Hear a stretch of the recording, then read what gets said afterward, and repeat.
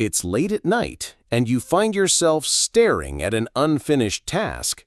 You know you should be working on it, but instead you pick up your phone, scroll through social media, or start organizing your desk.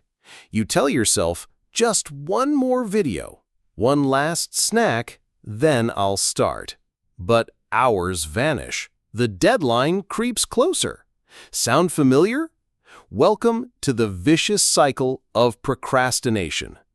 But why do we sabotage ourselves like this, even when we know it hurts us? It's not about laziness or poor time management. Procrastination is an emotional battle. Your brain sees the task as a threat, boredom, frustration, fear of failure.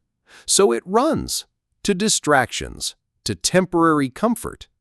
Neuroscience reveals the truth. When you procrastinate, your amygdala, the fear center, overpowers your prefrontal cortex, the planner. It's a survival reflex, but against imaginary tigers. Here's how to break free. Step 1. Acknowledge the trigger.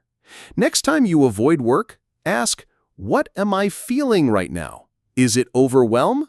Self-doubt? Naming it tames it. Step 2.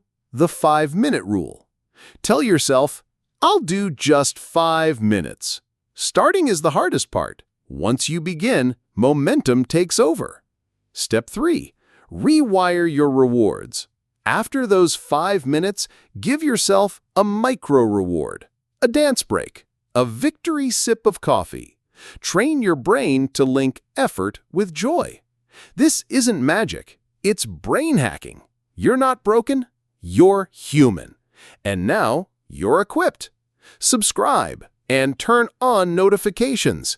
Share if you learn something new.